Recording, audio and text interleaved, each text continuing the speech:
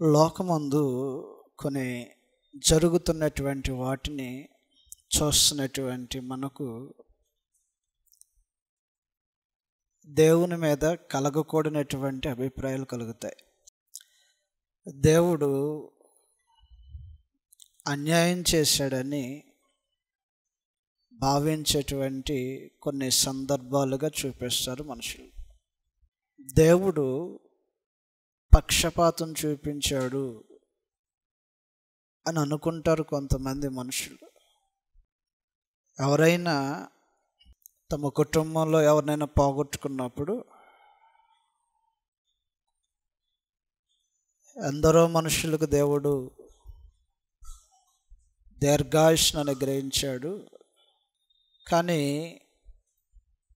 మా విషయంలో దేవుడు అన్యాయం చేశాడని చెప్పేవారు కూడా ఉంటారు. తొలి దినాల్లో మనుషులు 900 సంవత్సరాల పైన బ్రతికారు. ఆదికాండము 5వ అధ్యాయంలో భూమి మీద మొట్టమొదటిగా మానవుడిగా నిర్మాణం చేయబడినటువంటి ఆదాము యొక్క వయసు 930 సంవత్సరాలు. ఆదికాండము 5వ అధ్యాయము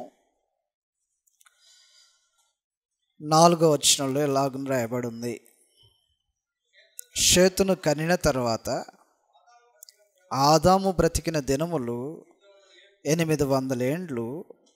అతడు కుమారులను కుమార్తెలను కనెను. ఆదాము బ్రతికిన దినములన్నీ 930 ఏండ్లు. అప్పుడు అతడు మృతి నొందెను. 930 సంవత్సరాలు. అందువలన భూమి మీద తొలి మానవుల యొక్క ఆయుష్కాలాన్ని మనం చూసినప్పుడు దేవుడు వారికి అనుగ్రహించినటువంటి జీవిత కాలాన్ని ఎప్పుడైతే తమ వారిని పోగొట్టుకున్నటువంటి వయసుతో పోల్చి చూసినప్పుడు వారి భావన ఏం కలుగుతుందంటే, దేవుడు మాకు అన్యాయం చేశాడు. ఆదాముకి 930 సంవత్సరాలు బ్రతికిచ్చాడు ఆదామును. మెతుషెలను 969 సంవత్సరాలు బ్రతికిచ్చాడు. అబ్రహాముకు 175 సంవత్సరాల ఆయుష్కాలాన్ని ఇచ్చాడు.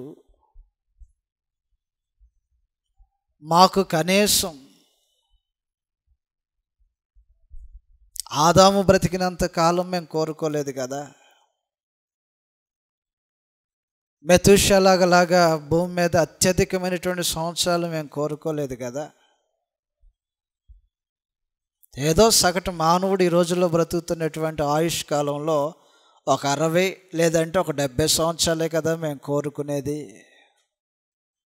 అలా కూడా బ్రతికించుకోకుండా దేవుడు మాకు అన్యాయం చేశాడు. కనీసం ఒక 70 సంవత్సరాలైనా ఉంచొచ్చు కదా అని కొందరు. కాబట్టి అనుగ్రహించబడినటువంటి ఆయుష్కాలాల్లో వ్యత్యాసాన్ని చూసినప్పుడు దేవుడు ఒకరికి న్యాయం చేసినట్టుగాను మాకు అన్యాయం చేసినట్టుగాను భావించేటువంటి పరిస్థితులు మానవ అభిప్రాయాలను బట్టి కలుగుతున్నాయి. 2, భూమి మీద సంపన్నులుగా పుడుతున్నటువంటి వ్యక్తులు ఉన్నారు. ఎంతో వెండి బంగారాలు కలిగిన వారిగా, దేశంలోనే ముఖ్యులైనటువంటి వారిగా గుర్తించబడినటువంటి వ్యక్తులు చాలామంది దేవుడు తన గ్రంథంలో దాఖలు చేసిన సమాచారాన్ని బట్టి అర్థమవుతుంది. యోబు గ్రంథం 1వ అధ్యాయంలో మనం చూసినప్పుడు యోబు యొక్క ఆస్తి వివరాల గురించి మాట్లాడాడు. బహుమంది పనోళ్ళు ఉన్నారు. అతనికి గొర్రె మేకలు ఉన్నాయి, గాడిదలు ఉన్నాయి, ఒంటెలు ఉన్నాయి. ఇలాగిన తూర్పు దిక్కులో అతని వంటి గొప్పవాడు ఎవడూ లేడని చెప్పబడినటువంటి ఒక మంచి ఆస్తిపరుడిగా గుర్తించబడినటువంటి వ్యక్తులు చాలామంది ఉన్నారు గ్రంథంలో. అబ్రహాము లాంటి విశ్వాసులు కూడా ఉన్నారు. వెండి బంగారములు కలిగిన వాడై భూమి మీద గొప్పవాడిగా ఎంచబడినటువంటి వారు ఎందరో ఉన్నారు. ఆదికాండం 13వ అధ్యాయం 1-5 వచనాల్లో చదివినప్పుడు సొలొమోను లాంటి ఐశ్వర్యవంతులు ఉన్నారు. రాజుల మొదటి గ్రంథం 4వ అధ్యాయాలు మనం చదివినప్పుడు అందువలన సంపన్నులుగా చూపబడిన వారు, ధనవంతులుగాను గొప్పవారిగాను ఐశ్వర్యవంతులుగాను చూపబడినటువంటి వ్యక్తులను చూసి ఈ రోజున ఆనాటికి ఆనాడు అవసరాలు తీర్చుకోలేని, ఆహారమును సరిగ్గా తినలేని, వస్త్రములతో సంతృప్తి చెందలేనటువంటి వ్యక్తులు ఎవరైతే ఉంటారో వారేమనుకుంటారంటే దేవుడు పక్షపాతం చూపించాడు. సొలొమోనుకేమో బంగారము రత్నాలతో పొదిగించబడినటువంటి సింహాసనం మీద సొలొమోను కూర్చోబెట్టాడు. మాబోటోళ్ళకేమో కనీసము ఉండటానికి, తినటానికి, ధరించడానికి వస్త్రాలు లేనటువంటి వారిగా మమ్మల్ని చేశాడు. కాబట్టి మనుషుల యొక్క అభిప్రాయాలు ఎలాగున్నాయంటే వారితో పోల్చి చూసుకున్నప్పుడు దేవుడు మా పట్ల పక్షపాత ధోరణి వ్యవహరిస్తున్నాడు. ఆయుష్కాలాన్ని పోల్చుకునేమో దేవుడు అన్యాయం చేశాడని ఒకరంటుంటే,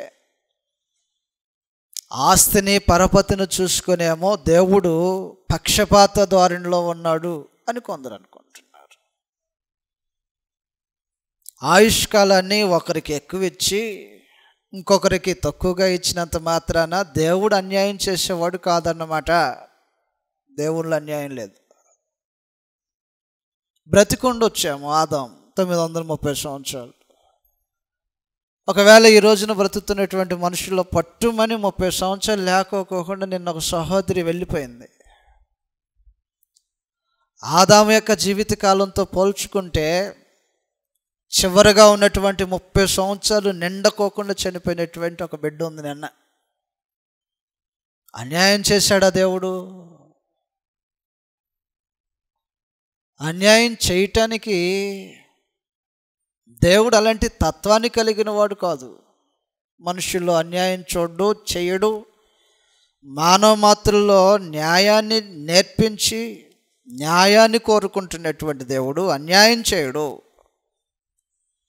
మనుషులకు న్యాయం ఏంటో నేర్పిస్తాడు దేవుడు.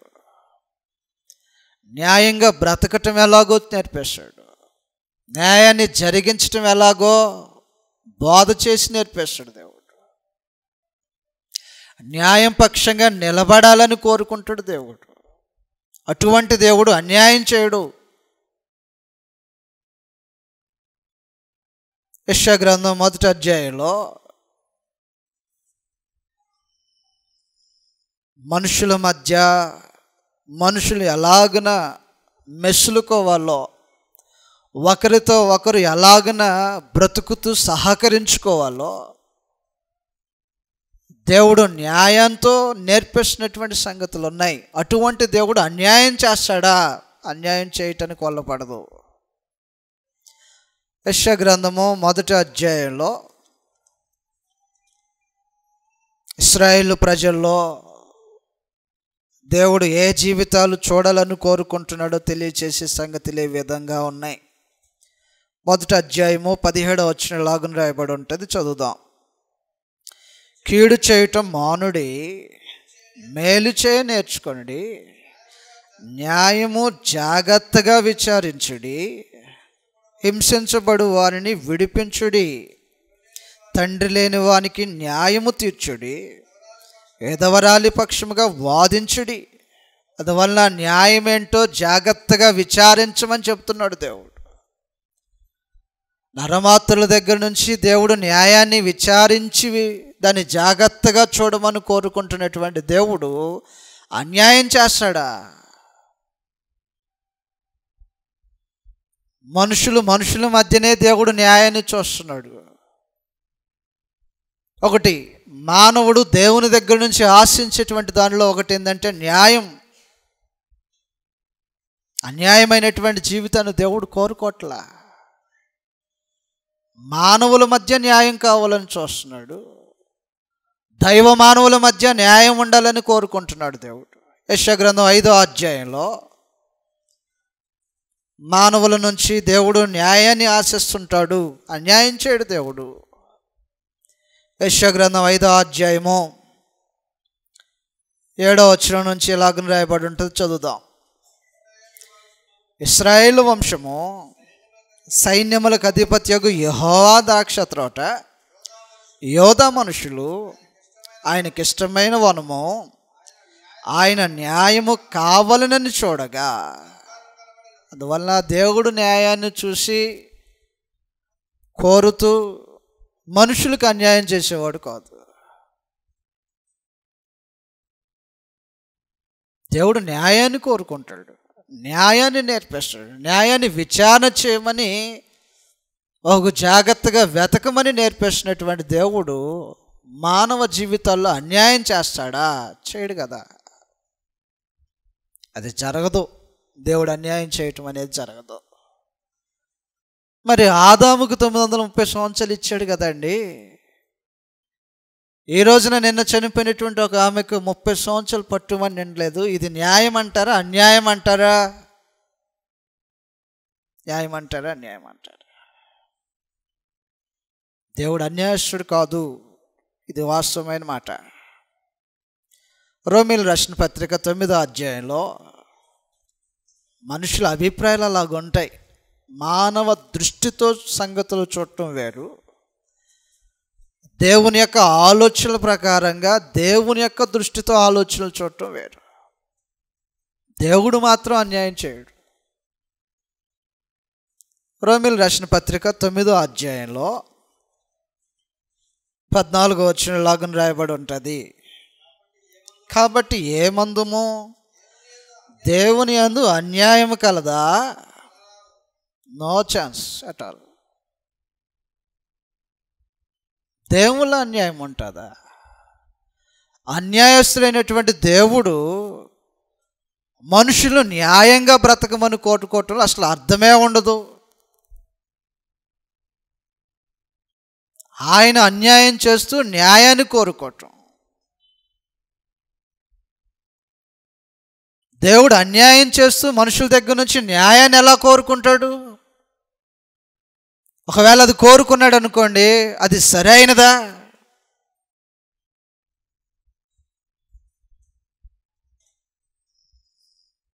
అన్యాయస్తులైన దేవుడు న్యాయాన్ని కోరుకుంటే ఎలాగుంటుందో చదువుతాం గ్రంథంలో. పేతురు రాసిన మొదటి పత్రిక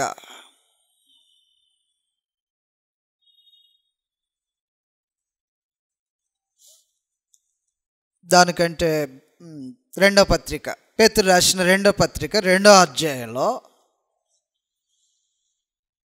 భ్రష్ట మనసు కలిగిన వాడు ఇతరులను భ్రష్టత్వం నుంచి విడిపించలేడనే మాట ఎంత వాస్తవమో, అన్యాయస్తులైనటువంటి దేవుడు మానవులకు న్యాయాన్ని నేర్పించలేడనే మాట కూడా అంతే వాస్తవమై ఉంటుంది, ఒకవేళ దేవుడు అన్యాయం చేసేవాడై ఉంటే. పేతురు రాసిన 2వ పత్రిక 2వ అధ్యాయము 18వ వచనం నుంచి ఇలాగ రాయబడి ఉంది, చదువుదాం. పేతురు రాసిన 2వ పత్రిక 2వ అధ్యాయం 18వ వచనంలో, వీరు వ్యర్థమైన డంబపు మాటలు పలుకుచు తామే శరీర సంబంధమైన దురాశలు గలవారై తప్పు మార్గమందు నడుచువారిలో నుండి అప్పుడే తప్పించుకొనిన వారిని పోకిరి చేష్టల చేత మరులు కొల్పుచున్నారు. తామే భ్రష్టత్వమునకు దాసులమై ఉండియు అట్టి వారికి స్వాతంత్రం ఇత్తమని చెప్పుతారంట.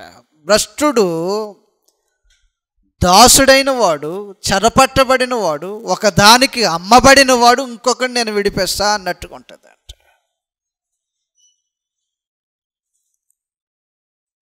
ఒక దానిలో చిక్కబడినటువంటి మనుషుడు ఏమనుకోవాలంటే, మొదట నేను విడిపించబడాలనుకోవాలి, కానీ మిమ్మల్ని అందరినీ నేను విడిపిస్తా.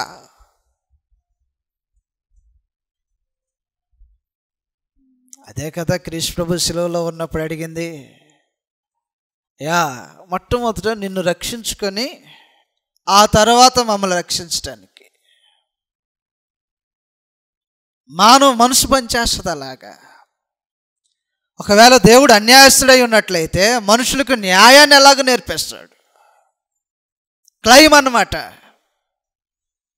ఆదాముకి 930 సంవత్సరాలు, మెతూషెలకు 969 సంవత్సరాలు, విశ్వాసం కలిగినటువంటి అబ్రహాముకు 175 సంవత్సరాలు. మరి మేమేం అన్యాయం చేసామయ్యా? మా మీద ఎలాగన నీ దృష్టి పట్టుమని ఒక 50 సంవత్సరాలు బ్రతికిట్లేదు మమ్మల్ని, ఒక 70 సంవత్సరాలు ఉంచట్లేదు మమ్మల్ని, 30 సంవత్సరాలు దాటుకోకుండానే మనుషుల్ని తీసుకెళ్ళిపోతున్నావు. న్యాయం ఇది అంటున్నావు. మరలా ఇది ఎక్కడ న్యాయం? న్యాయాన్ని దేంతో కొలుస్తావు? నీ అభిప్రాయాలతోనా? ఒకవేళ అదే నీ అభిప్రాయాలతోనే న్యాయాన్ని కొలవటం అయితే హేబేలు ఏమనుకోవాలా? ఎంత వయసులో చచ్చిపోయాడో తెలియదు. నీతిమంతుడు హేబేలు. హెబ్రీయులకు రాసిన పత్రిక 9వ అధ్యాయాలు మనం 11వ అధ్యాయాలు చదివితే 3-4 వచనాల్లో రాయబడినటువంటి సంగతులను బట్టి నీతిమంతుడైన హేబేలు అని రాయబడి ఉంటుంది గ్రంథంలో. నీతిమంతుడై ఉండి దేవునికి అర్పణలు తీసుకొచ్చినటువంటి వాడిగా ఉన్నవాడు, తొలి కుటుంబంలో దేవుని పక్షంగా నిలబడినటువంటి మొదటి వాడిగా కనిపిస్తున్నటువంటి వాడు దుర్మార్గంగా తన తోబుట్టువైనటువంటి కయ్యను చేత హత్య చేయబడ్డాడు. దేవుడు అన్యాయం చేశాడా?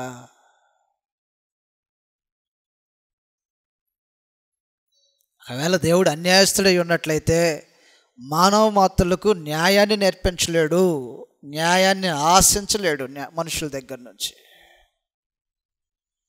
కాబట్టి లేఖనాలు ఏం తెలియచేస్తున్నాయంటే దేవుని యందు అన్యాయం లేదు. మరి ఆయనకు 930 సంవత్సరాలు న్యాయమే, ఈమెకి 29 సంవత్సరాలు అది న్యాయమే.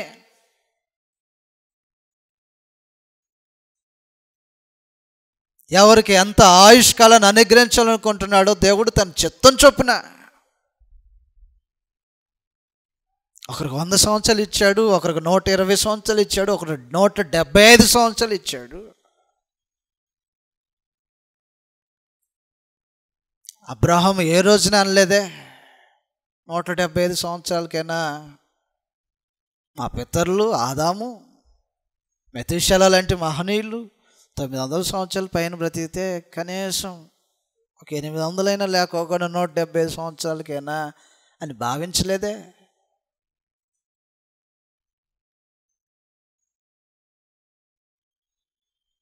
దేవుని యొక్క ఇల్లంతట్లో నమ్మకమైనటువంటి మనుషుడిగా పిలువబడినటువంటి మోషే అబ్రహాముకి ఇచ్చినంత ఆయుష్కాలం కూడా ఇవ్వాల. మోషేకి 120 సంవత్సరాలు. ఆయన కూడా అనాల కనీసం అబ్రహాము గారు బ్రతికినంత ఆయుష్కాలం కూడా ఇవ్వకోకుండానే మాట్లాడలేదా? ఈ రోజున మనం ఎవరు దేవుని మీద అభియోగం మోపటానికి? తన చేతిలో ఉంది అది, దేవుని యొక్క చేతిలో ఉంది అది. కాల సమయాలు దేవుని యొక్క చేతిలో ఉన్నాయి. కొమ్మరి చేతిలో మట్టి ఎలాగైతే ఉంటుందో మానవ యొక్క ఆయుష్కాలం అంతా దేవుని తన వశంలో పెట్టుకుని ఉన్నాడు. ప్రశ్నించడానికి అధికారం లేని వాళ్ళం మనం. కృపచూపమని బ్రతిమలాడుకోవటం తప్ప నాకు అన్యాయం జరిగిందని దేవుని మీద ఆరోపణ చేయలేనటువంటి మనం. రోమీయులకు రాసిన పత్రికలో దేవుని చేతిలో ఉన్నటువంటి మనము కుమ్మరివాని చేతిలో మట్టి ఎలాగైతే ఉంటుందో అది రూపించేవాని యొక్క ఇష్టం. దాంతో ఏం చేయాలనుకుంటాడో దాన్ని చేస్తాడు అంతే. సారె ఉంటుంది, సారె మీద మట్టి తిప్పుతూ ఉంటాడు. తనకు త్రిప్పేటప్పుడే ఇది వేరే వస్తువు చేద్దాం అనుకున్నాడంటే వెంటనే మార్చేసుకుంటాడు ఆలోచన. దీనికి డిజైన్ పెడదాం, వెంటనే ఆ డిజైన్ పెట్టుకుంటాడు. ఆ డిజైన్ ఈయన నచ్చలా, మళ్ళీ మార్చేస్తాడు. కుమ్మరివాని చేతిలో మట్టి ఉంటే తన ఇష్టం. మానవమాత్రులు దేవుని వశంలో ఉన్నారు. రోమీయులకు రాసిన పత్రిక 11వ అధ్యాయంలో దయతో మన్నించండి, 9వ అధ్యాయము 18వ వచన భాగం నుంచి రాయబడినటువంటి సంగతులు చదువుదాం. రోమీయులకు రాసిన పత్రిక 9వ అధ్యాయం 18వ వచనంలో, కావున ఆయన ఎవనిని కనికరింపగోరునో వానిని కనికరించును, ఎవరిని కఠినపరచగోరునో వాణ్ణి కఠినపరచును. అట్లయితే ఆయన చిత్తమును ఎదిరించిన వాడు ఎవడు? ఎదిరించేవాడు ఎవడు అంటే ఇదే అన్నమాట, ప్రశ్నించేవాడు, దేవుని మీద అభియోగాన్ని మోపేవాడు, నువ్వు అన్యాయస్తుడు కాదా అని మాట్లాడే మనుషుడు. వాళ్ళకు 900 సంవత్సరాలు, మాకు కనీసం ఒక 70 సంవత్సరాలు కూడా ఇవ్వట్లా అని దేవుని యొక్క చిత్తాన్ని ప్రశ్నించేవాడు దేవుని చిత్తానికి ఎదురాడుతున్నాడు, దేవునితో పోరాడుతున్నాడు. కాబట్టి చదువుతాం అన్నమాట. అయితే ఇలాగ ఆయన చిత్తమును ఎదిరించిన వాడు ఎవడు? ఆయనను ఎకనో నేరము మోపనేలా అని నువ్వు నాతో చెప్పుదువు. అవును కానీ ఓ మనుషుడా, దేవునికి ఎదురు చెప్పుటకు నువ్వెవడు? నేనెవడిని? నువ్వెవడు? నేనెవడిని? దేవుడికి ఎవడు ఎదురు చెప్పగలడు? ఆయన చెయ్యి పట్టుకొని అడగగలిగేవాడు ఎవడు? ఇస్తే అందరికి సమానంగా ఇవ్వండి. అందరికి ఒక 70 సంవత్సరాలు అంటారా? 70 సంవత్సరాలు అన్నాడు, అందరికి సమన్యాయం అవుతుంది. లేదు అందరికీ 30 సంవత్సరాలు అంటారా? అందరికీ 30 సంవత్సరాలు చేయండి, సమన్యాయం అవుతుంది. ఏంటనేది కొంతమందిని ముందు తీసుకెళ్ళిపోవటం, కొంతమందిని వదిలేయటం, పోయిన వాని కోసం ఉన్నవాళ్ళు ఏడవటం, అసలు ఏంటిది? సమం చేయండి అందరికీ. ఎవడు పోరాడతాడు? ఆయన మీద పోరాటం.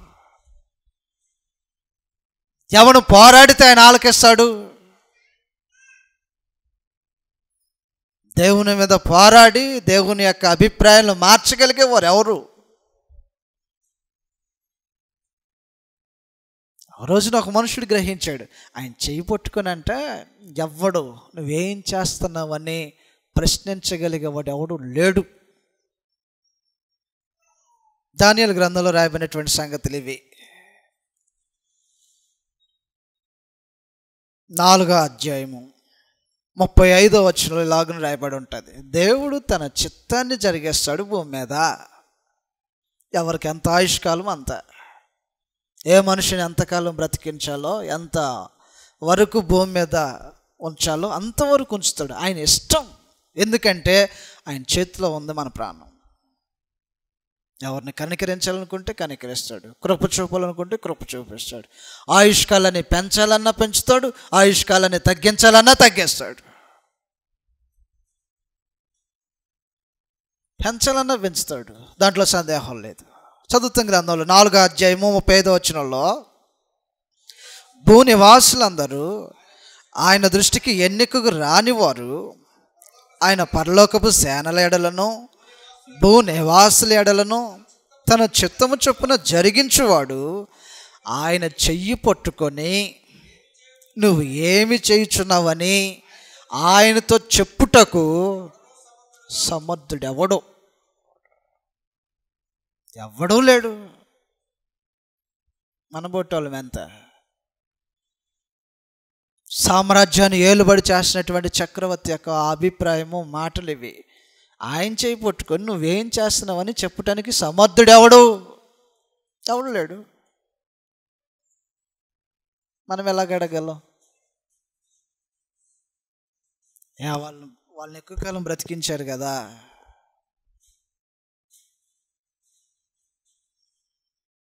అందువల్ల దయతో ఆలోచించేయండి. రోమీయులకు రాసిన పత్రికలో తెలియచేయబడినట్టుగా మానవ మాతృలు దేవుని యొక్క వశంలో ఉన్నారు. మీ ఆయుష్కాలం మన దేవుని యొక్క వశంలో ఉంది. అదిరిపట్టడానికి, ఆతృత పట్టడానికి, మనుషుడు తన మనసును రేపటానికి ఇక్కడేమీ లేదు. అతిశయపడటానికి ఏమీ లేదు. చదువుతాం గ్రంథంలో, రోమీయులకు రాసిన పత్రిక 9వ అధ్యాయంలో, ఓ మనుషుడా అని మాట్లాడుతూ, దేవునికి ఎదురు చెప్పుటకు నువ్వెవడవు, నన్ను ఎందుకు ఎలాగు చేసితివని రూపింపబడినది రూపించిన వానితో చెప్పున, ఒక ముద్దల నుంచే ఒక ఘటమును ఘనతకును ఒకటి ఘనహీనతకు చేయుటకు మట్టి మీద కొమ్మరి వానికి అధికారము లేదా? ఒక ముద్దంతా ఒకేసారి దొక్కుతాడంట కొమ్మరి ఏం చేస్తుంటాడంటే, ఇంత ముద్ద తొక్కేసి ఆ ముద్దను చేసిన తర్వాత ఇంకో ముద్ద దగ్గరికి వెళ్ళడు. మట్టి అంతా ఒక ముద్దలాగా చేసి ఆ ముద్దలో ఎంత భాగం కావాలో ఏ పనిముట్టుకు ఆ పనిముట్టు చేస్తాడు. ఈ పనిముట్టు అనుకున్నాడు, ఆ పనిముట్టు చేస్తాడు. ఇంకో పనిముట్టు అనుకుంటే ఆ పనిముట్టు చేస్తాడు. లేదంటే తన మనసులో ఇంకేదైనా అనిపించింది అనుకోండి, ఆ పనిముట్టు అప్పటికప్పుడే చిత్రీకరిస్తాడు. ఒకటేమో ఉన్నతమైనటువంటి స్థలాల్లో పెట్టేటువంటి పనిముట్టుగా ఉంటుంది, ఇంకోటేమో బయట పెట్టేటువంటి పనిముట్టుగా ఉంటుంది. రెండు ఒక ముద్ద నుంచి తీసుకున్నవే. ఒకదానికి ఒక స్థలము, మరొక దానికి ఇంకొక స్థలము. ఇప్పుడు ఈ రెండింటి మధ్యలో వ్యాజ్యం. నేనేమో బయట, నువ్వేమో లోపట. ఎవరికా చేసినాడు అలాగ చేశాడు, ఏం చేద్దాం? రూపించిన వాడు దేవుడు. ఆయన చేశాడు, ఆయన ఇష్టం. ఆయన ఎక్కడ పెడతాడు అక్కడ పెడతాడు, ఎంత ఇవ్వాలో అంత ఇస్తాడు. అయితే మనుషుడు మీ ప్రాణము, మీ సకల మార్గాలు ఒక దేవుని వశంలో ఉన్నాయని గమనించి కృప కోసం ఎదురు చూడాలి. ఆయన దయాదాక్షిణ్యాల మీద బ్రతుకుతున్నాం మనం. ఈ రోజున మనం బ్రతుకున్నామంటే మహాదేవుని యొక్క దయ, అంతకు మించి ఏమీ లేదు. అసలు కాలగతులైన వశంలో ఉన్నాయి. మన ప్రాణము, మన సకల మార్గాలు మన దేవుడు తన వశంలో పెట్టుకున్నాడు. మనుషుడు అదిరిపడకూడదు. ఏనాటికి ఆనాడు, ఒకవేళ ఇదే ఆఖరి రోజు అయితే జీవితం ఎలాగుంది పరీక్షించుకోవటం అవసరం. మనుషుల్లో భేదాలు పెట్టుకొని వృధాతిశయాలు కలిగి ఉండి, అసమాధానమైనటువంటి పరిస్థితి కలిగి ఉండి, ఒక నరుడితోనే సమాధాన పడలేనటువంటి పరిస్థితిలో ఉంటే దేవునితో ఎలాగో సమాధాన పడతాడు? ప్రేమ లేనటువంటి వారంగా బ్రతుకుతూ, ఒకవేళ నిన్నటి రాత్రే దేవుడు మన ప్రాణాన్ని అడిగేస్తే, నిన్నటి రాత్రే మన ప్రాణాన్ని అడిగేస్తే, నువ్వు దేవుని సమ్ముఖం నిలబడినప్పుడు ఏ పరిస్థితిలో నిలబడి ఉంటావో జాగ్రత్త. అడగలడా లేదా? ఆయన ఎవరి ప్రాణాన్ని అయినా అడగలడా లేడా? మేము ధనవంతులం, మా పరిధి ఎంత ఉంటుంది? ఎవడు తన ధనాన్ని పెట్టి తన ఆయుష్కాలాన్ని పెంచుకోలేడు. అందువలన దయతో ఆలోచించేయండి. దేవుడు మాత్రం అన్యాయం చేయాల. మొట్టమొదటి సంగతి, ఒకవేళ ఇచ్చుండొచ్చాము, కొంతమందికి ఆయుష్కాలాన్ని ఎక్కువగా ఇచ్చుండొచ్చాము. కాబట్టి ఆయుష్కాలాన్ని పోల్చి చూసి దేవుళ్ళు అన్యాయాన్ని వెతకటం అనేది వెలితనం. దయతో ఆలోచించేయాలని మీకు ప్రేమతో మనవి చేస్తూ, నేను చాలా సంగతులు మాట్లాడాలి. ఈ రోజున వేరే స్థలాలకు వెళ్ళాల్సిన పరిస్థితులు ఉన్నాయి. అందుని బట్టి సమయానుకూలంగా ముగించేపోతున్నాం. ఈ రోజున మనం నేర్చుకున్నటువంటి సమాచారం, మానవ ఆయుష్కాలం అనేది దేవుడు తన వశంలో పెట్టుకున్నాడు. ఎంత ఇస్తాడో అంత ఆయన ఇష్టం. ఒకరికి 900 సంవత్సరాలు ఇచ్చాడు, ఇంకొకరికి ఆ రోజున పుట్టిన బిడ్డలు ఆ రోజునే వెళ్ళిపోయినటువంటి వారు కూడా చాలామంది గ్రంథంలో ఉన్నారు. కాబట్టి ఆయుష్కాలాన్ని పోల్చి చూసి మాకు దేవుడు అన్యాయం చేశాడండి మాట్లాడకూడదు మనుషులు. ఆస్తిని పరపతిని చూసి దేవుడు మా పట్ల పక్షపాతం చూపిస్తున్నాడండి. దేవుళ్ళో పక్షపాతం లేదు అసలు. నిజమైన మాట ఇది. రోమీయులకు రాసిన పత్రికలో దేవుళ్ళో ఎంత మాత్రమును పక్షపాతం లేదంట.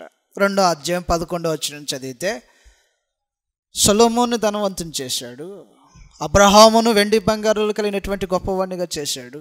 ఏంటండి మా పరిస్థితి అసలు ఇలాగ ఉన్నాయి, మాకు తినటానికి ఆహారం లేదు, ఫలానది లేదు, అది లేదు అని చెప్పుకుంటూ దేవుని మీద అభియోగం మోపటానికి మనుషుడు సమర్థుడు కాదు. దేవునికి పక్షపాతం లేదు, దేవుళ్ళో పక్షపాతం ఉండదు, ఎప్పటికీ రాదు. అది దైవ స్వభావం, పక్షపాతం లేకుండా ఉండటం అనేది. దేవుళ్ళో అన్యాయం లేదు, దేవుళ్ళో పక్షపాతం లేదు. కాబట్టి వెళ్ళిపోతున్న వారిని చూసి మనమేమి దేవుని మీద అభియోగం మోపాల్సిన అవసరం లే. ఆయన కృప ఏనాటికి ఆనాడు బ్రతకటం కోసం ఆయన వైపు చూస్తున్నాం. వెర్రోడా, ఈ రాత్రికే నీ ప్రాణం అడిగేస్తే అని అన్నాడు గ్రంథంలో, లోకాసువార్త 12వ అధ్యాయంలో. అడగగలడు దేవుడు, నిన్నటి రాత్రే మన ప్రాణాన్ని అడగగలడు. వచ్చేయి,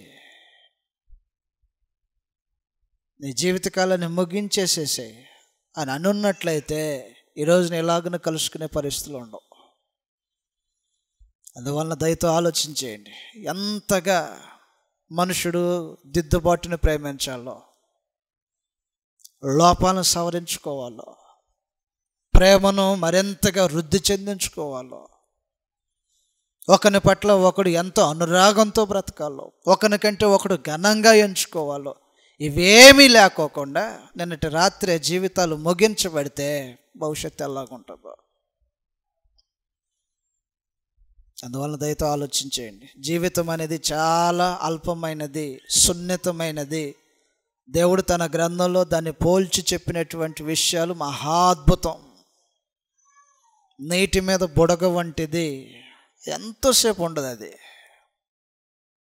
పగిలిపోతుంది.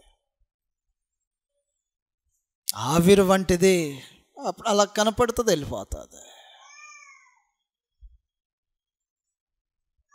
గడ్డి పువ్వు వంటిది, ఉదయం కనిపిస్తే సాయంత్రం ఏమవుతుందో తెలియదు, రాలిపోతుంది. అంత చిన్న సున్నితమైనటువంటి ఒక జీవితాన్ని కలిగి ఉన్నటువంటి మనము దేవుని కృప కొరకు ఎదురు చూద్దాం. ఆయన కోరినట్టుగా బ్రతుకుతాం ఈ జీవితకాలాన్ని. కాబట్టి న్యాయవంతుడైన దేవుడు తప్పక మన మీద కృప చూపిస్తాడు. ఆయన కృపను బట్టి బ్రతుకుతున్నాము. అన్యాయం లేకుండా చూసుకుందాం, దుర్మార్గము దుర్నీతి లేకుండా చూసుకుందాం, పులిసిన పిండి లాంటి దుష్టత్వం లేకుండా చూసుకుందాం. నీతిని యథార్థతను దాన్ని వెతికి వెంటాడేటువంటి ప్రజల్లాగా ఈ జీవితాన్ని కొనసాగించాలని ప్రేమతో మీకు మనవి చేస్తూ, ఈరోజు చనిపోయినటువంటి వారి కుటుంబం కోసం ప్రార్థన చేసి అవకాశం ఉన్నటువంటి వాళ్ళు వారిని పరామర్శించాలని మీకు మనవి చేస్తూ ముగించేస్తున్నాను. అందరికీ వందనాలు.